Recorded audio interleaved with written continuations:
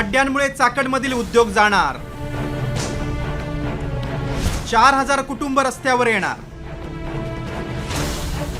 उद्योग जाणार, चाकण बुडणार। पुण्याच्या चाकण औद्योगिक परिसरातले जीवघेणे खड्डे, वाहतूक कोंडी आणि अपुऱ्या सुविधांमुळे उद्योजक त्रस्त झाले।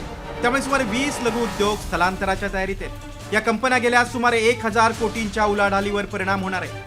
त्यासोबतच 4000 कामगारांची कुटुंब रस्त्यावर येण्याची भीती आहे। या गंभीर प्रश्नाकडे सरकारचं तातडीनं लक्ष वेधण्यासाठी फेडरेशन ऑफ चाकण इंडस्ट्रीजचे अध्यक्ष, 20 कंपन्यांचे मालक आणि ट्रॅफिक फ्री चाकण ऍक्शन कमिटीच्या सदस्यांनी उघडपणे आपली व्यथा मांडली।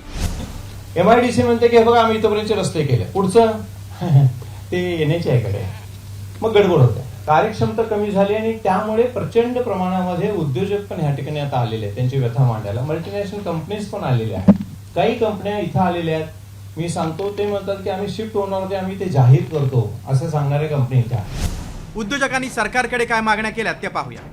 खड्डे आणि अरुंद रस्त्यांमुळे वाहतूक कोंडी होत असल्याचं त्यांनी सांगितलं। सरकारी विभागांमध्ये जबाबदारी ढकलण्याचे प्रकार सुरू आहे। चाकण MIDC मध्ये 3 ट्रक टर्मिनल उभारावेत, CCTV बसवण्यात यावेत आणि पथदिवे बसवण्याची देखील गरज उद्योजकांनी व्यक्त केली। वीज आणि पाणी वेळेवर आम्हाला पुरवण्यात यावं आणि एखादी नोडल एजन्सी निवडून तत्काळ या उपाययोजना कराव्यात अशी मागणी उद्योजकांनी केली। आता याच खड्ड्यांच्या मुद्द्यावरून राजकीय आरोप प्रत्यारोपांना सुरुवात झाली। अजित पवारांच्या राष्ट्रवादीचे माजी आमदार दिलीप मोहिते पाटील यांनी स्थानिक आमदारांच्या निष्क्रियतेवर बोट ठेवले, तर ठाकरे सेनेचे आमदार बाबाजी काळे यांनी विभागांच्या अनास्थेमुळे कामांना विलंब होत असल्याचा दावा केलाय। जर सरकार पैसे देत आहे तर लाल फितीमध्ये अडकलेला हा जो कारभार आहे हा कधी बाहेर पडणार आहे? आमचे अधिकारी याच्यात कधी लक्ष घालणार आहे? जे कॉन्ट्रॅक्टर आहे हे बिगर कामाची बिलं काढतात असं म्हटलं तरी वावगं ठरणार नाही। म्हणजे एवढे पैसे गेल्यानंतर तालुक्याचा लोकप्रतिनिधी आज इथं झोपा काढतोय का? रेल्वे सुद्धा ट्रॅफिक कमी करण्यासाठी एक महत्वाचा विषय आहे, त्यामुळे रेल्वेच्या आंदोलनात ते आलेच नाहीत, त्याच्यामुळे निष्क्रियतेत त्यांच्या कालावधीत ही कामं व्हायला पाहिजे होती। PMRD कडून जवळजवळ 100 कोटी रुपये आणले, इतर सगळे पैसे आपण आणले, त्यामुळे त्यांनी MIDC मध्ये फक्त मलिदाच खाला, त्यांनी MIDC मधून त्या मूलभूत सुविधा आणण्यासाठी काहीच केलं नाही। दुसरीकडे मुख्यमंत्री देवेंद्र फडणवीसांनी चाकण MIDCचा विषय गांभीर्यानं घेतल्याचं सांगितलंय। नगर विकास विभाग आणि MIDC उद्योग विभाग या दोघांनाही टार्गेट दिलंय।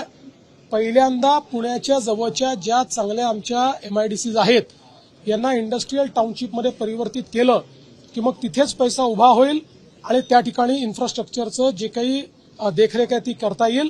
पण मी निश्चितपणे आपल्याला सांगतो की चाकणचा विषय अतिशय गंभीरतेने घेतलेला आहे आणि आम्ही सोडवतो। चाकण MIDC परिसरातल्या रस्त्यांची जबाबदारी अनेक खात्यांना जोडलेली आहे, त्यामुळे जबाबदारी ढकलण्याच्या प्रकारांना सामोरं जावं लागलं। गेल्या 2 वर्षात उद्योजकांनी थेट मुख्यमंत्र्यांशी अनेकदा पत्रव्यवहार केलाय, त्यावर कोणतीही कार्यवाही झालेली नाही अशी उद्योजकांची तक्रार आहे। आता स्थलांतराच्या इशाऱ्यानंतर तरी सरकार दरबारी चक्र फिरणार का, हाच खरा सवाल आहे। रोहिदास घाडगेसह ब्युरो रिपोर्ट, साम TV, पुणे।